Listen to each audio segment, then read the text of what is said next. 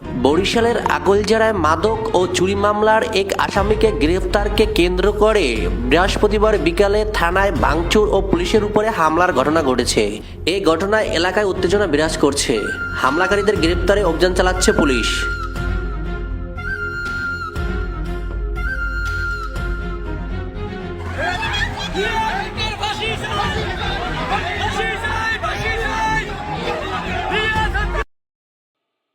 প্রিয় দর্শকবৃন্দ, প্রশাসনের ভাইয়েরা এবং রাজনৈতিক দলের নেতানেত্রী, স্বরাষ্ট্রমন্ত্রী মহোদয়, আমাদের প্রধানমন্ত্রী, সবার কাছে একটি আহ্বান, সেটি হচ্ছে যে মাদক বিরোধী যে অভিযানে দেখা গেল আগলঝাড়া থানা বরিশালে যে আসামিটি গ্রেপ্তার হয়েছে, সেই আসামিকে কেন্দ্র করে পুলিশের উপর 5ই আগস্টের মতো মারধর, জুলুম, অত্যাচার চলছে।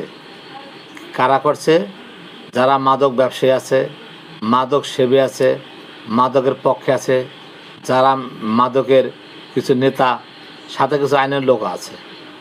যদি আইনের লোক সাথে জড়িত না থাকে, এই ধরনের নেতারা জড়িত না থাকে, তাহলে মাদক কেন নির্ভর হয় না?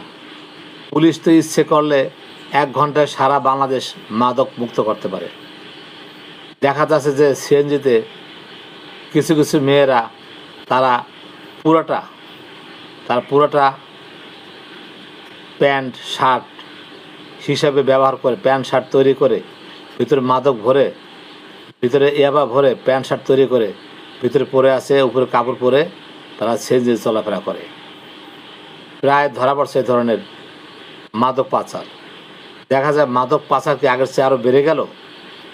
এমন দেখা গেছে যে হোটেলগুলিতে ঢাকা শহরে যেখানে নারী ব্যবসা চলে, ওই ধরনের হোটেলে যখন পুলিশ রেড দেয়, এটা অ্যাডভার্টাইজ আর প্রসার লাভ করে, অ্যাডভার্টাইজ বেড়ে যায়, মানুষ আরও চিনতে পারে।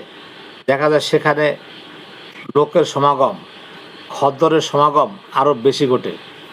তদ্রূপ কি বাংলাদেশে ঘটতেছে মাদকের যে বালাটা, যে মাদক ধরতে গিয়ে, মাদক উদ্ধার করতে গিয়ে মাদক ব্যবসা আরও বেড়ে চলছে, মাদক সেবী বেড়ে গেছে। যারা মাদক চেনে না তারাও মাদক চিনতেছে, যারা ঘ্রাণ নিচ্ছেন তারাও ঘ্রাণ নিচ্ছে, যারা কখনো খায়নি তারাও খাই দেখছে কেমন লাগে। এটা কি ঘটতেছে? ঘটনা কি এরকম? এ ধরনের দুরভিসন্ধি কীভাবে হয়? থানাকে আক্রমণ করে, থানাকে মারধর করে, পুলিশকে যেভাবে পেটায়, এভাবে তো দেশ চলতে পারে না। আমাদের যে সরকার দলীয়, বিরোধী দলীয় যে যারা লোকজন, নেতা নেত্রী আছেন, তারা সবাইকে, পুলিশ সব আইন শৃঙ্খলা বাহিনী যারা আছে, তাদেরকে মাঠে নামিয়ে নিজেরা প্রতিরোধ গড়ে তোলেন। তা না হলে যা দেখা যায় ঘটনা, যে সামনে মাদকের স্রোত আরও বেড়ে যাবে। এগুলো থামানো বা সামলানো কঠিন হয়ে পড়বে। আপনারা যারা যুবদল ভাইরা আছেন, তারা অনেক চেষ্টা করতেছেন, আমরা প্রকাশ্য দেখছি, তারা তাদের বাড়িতে হামলা করতেছেন, যেটা প্রিভেনশন হয়, বন্ধ হয়, কিন্তু পারতেছেন না।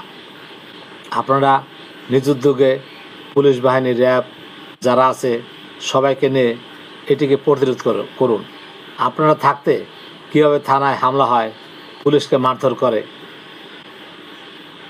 আমাদের যে ঘটনাটি ইদানিং ঘটতেছে, আপনারা লক্ষ্য করে যথাযথ ব্যবস্থা গ্রহণ করবেন।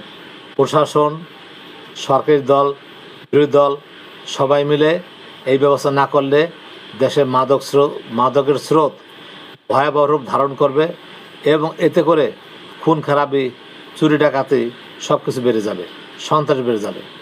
আমি সৈয়দ মাহবুব রহমান, মুন্সিগঞ্জ থেকে। আল্লাহ হাফেজ।